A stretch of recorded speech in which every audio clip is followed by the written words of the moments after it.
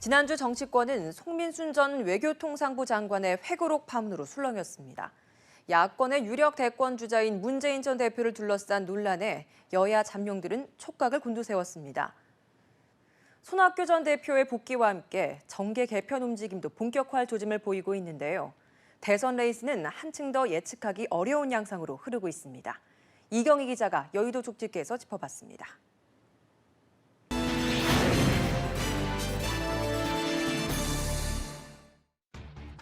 지난주 여의도는 이른바 최순실 의혹과 송민순 전 장관의 회고록이 모든 것을 집어삼켰다고 해도 과언이 아니었습니다.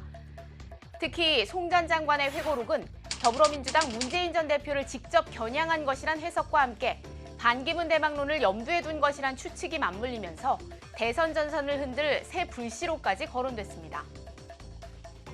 그러나 아직까지 지지율에는 큰 변화가 보이지 않고 있습니다.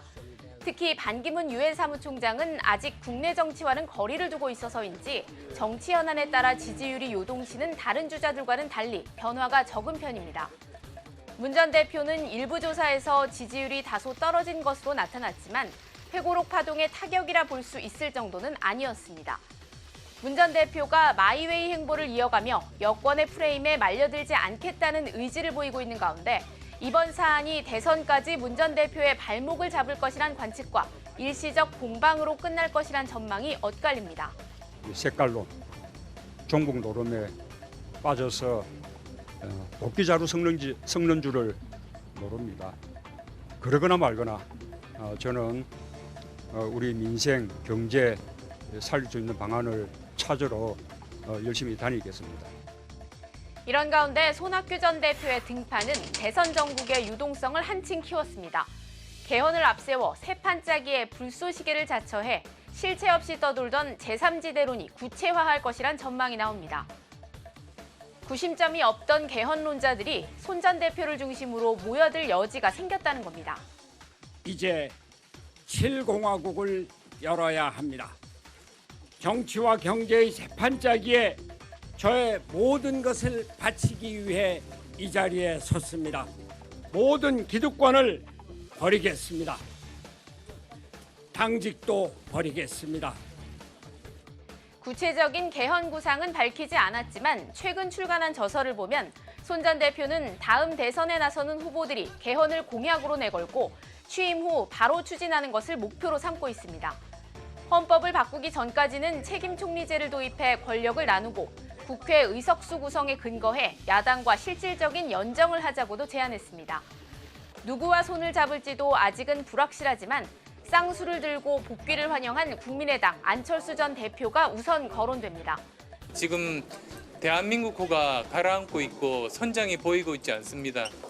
이럴 때는 한 사람이라도 더 힘을 합해서 위기로부터 우리나라를 구하는 것이 중요합니다. 안 전 대표의 경우 여권발 정계 개편 시나리오에서도 매개체로 거론되고 있어 두 사람의 행보가 비박, 비문, 중간지대론으로 대변되는 제3지대 정계 개편의 핵이 될 수 있다는 전망이 나옵니다. 개헌과 연정을 고리로 한 연대 시나리오는 여권에서도 비주류를 중심으로 분출하고 있습니다. 야권발 새 판짜기의 파장이 진영을 넘어 확산할지 주목되는 대목입니다. 김무성 전 대표는 최근 잇따라 언론 인터뷰를 갖고 현재의 새누리당으로는 대선에서 이기기 어렵다며 연대가 불가피하다고 밝혔습니다. 연대 대상을 명시하진 않았지만 분권형 개헌에 동의하는 사람이라면 누구와도 손을 잡을 수 있다고 강조해 제3지대 합류 가능성을 높였습니다. 연정 확대를 주장하는 남경필 경기지사, 또 원희룡 제주지사도 대연정을 강조하며 개헌의 필요성을 역설하고 있습니다.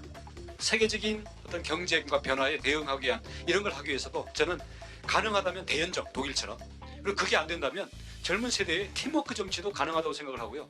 다음 대통령은 어떤 역할을 해야 되느냐. 이런 연정과 협치에 솔선수범을 보여야 합니다. 솔선수범은 뭐냐? 자기 권한을 떼어내는 겁니다. 당 밖에서 대권 행보를 모색할 가능성에 선을 그어오던 유승민 의원도 최근 안철수 전 대표를 치켜세우며 정책적 공감대를 밝혀 가능성을 열어둔 것 아니냐는 해석이 뒤따랐습니다. 개헌을 고리로 한 난무하는 연대, 정계 개편 시나리오는 결국 반기문, 문재인 두 유력 주자를 견제하기 위한 카드입니다. 그러나 반 총장은 연대 논의에서도 최대 변수입니다.